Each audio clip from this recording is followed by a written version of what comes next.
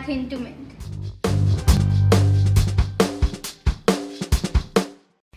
Hello guys! Every week we post a video on the most trending market news that you should all know.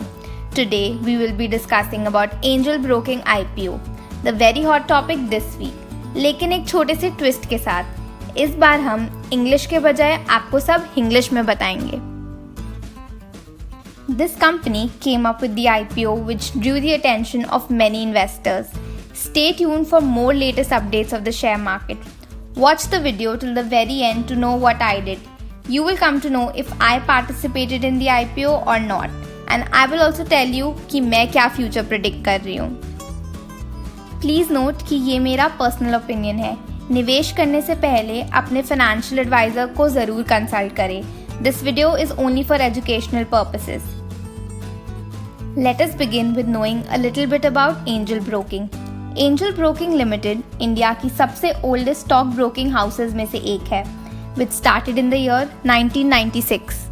Company multiple financial services provide करती है, like broking, advisory, investment advisory, loan against shares, margin trading facility, and distribution of third-party financial products like mutual funds, health and life insurance.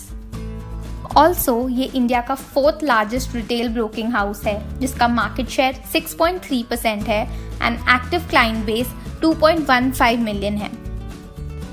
Angel Broking online and offline route के through अपने clients को services provide करता है, जिसमें online services are through various digital platforms जैसे कि trade.angelbroking.com, Angel Broking mobile app, Angel Speed Pro and Angel BEE app.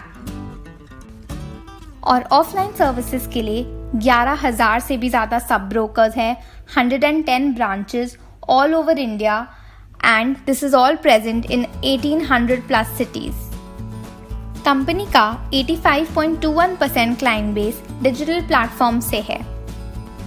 Angel broking limited ने अपने ऑफर डॉक्यूमेंट्स के अकॉर्डिंग इन सारी कंपनीज को कंपेटिटर्स इंडिकेट किया है.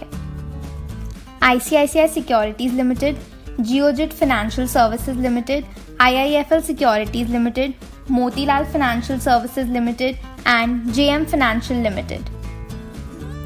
दिनेश ठक्कर इस कंपनी के फाउंडर, चेयरमैन और मैनेजिंग डायरेक्टर है, and Vinay Agarwal is the director and chief executive officer.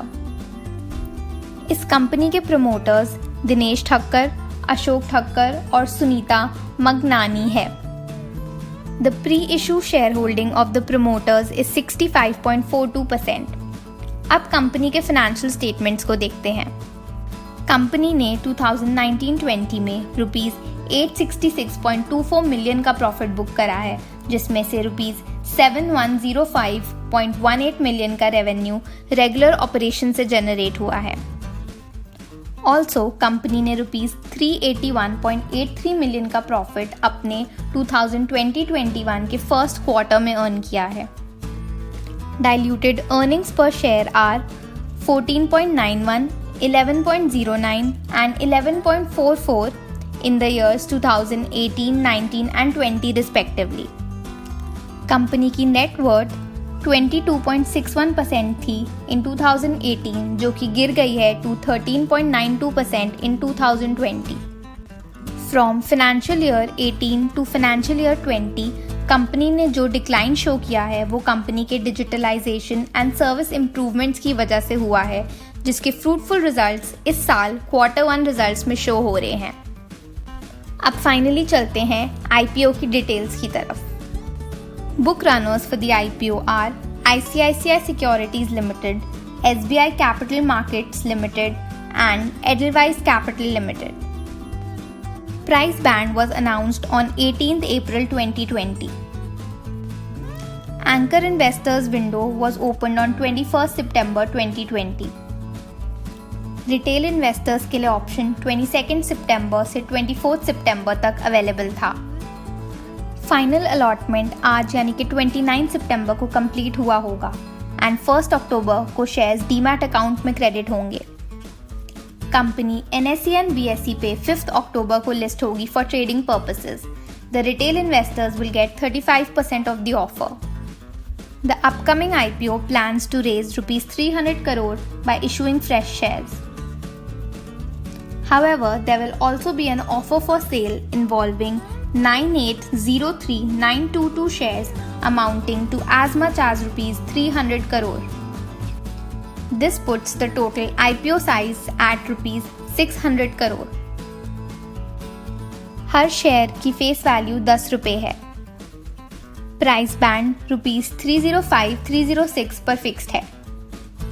Investors minimum 49 shares के लॉट पे बिड लगा सकते हैं. मिनिमम इन्वेस्टमेंट जो एक रिटेल इन्वेस्टर कर सकता है इज 14,994. इस चीज़ की maximum limit is rupees 1,94,922 rupees. The company aims to raise rupees 600 crore via public offer. Company अपने working capital requirements and general corporate purposes meet करने के लिए रुपीज 600 crore रेज करना चाहती है. QIB shall have 50% of the offer amounting to rupees 300 crore. HNI will have 15% of the offer amounting to rupees 90 crore. Lastly, retail investors will have 35% of the offer amounting to rupees 210 crore, totaling up to rupees 600 crore. Now, as promised, I am going to tell you what I feel. According to me, ये share listing gains में इतना अच्छा result नहीं show कर पाएगा as compare to the IPO of CAMS and Chemcon जो same period में आया है. To know more information about the IPOs of CAMS and Chemcon, I will be adding the links in the description for you guys.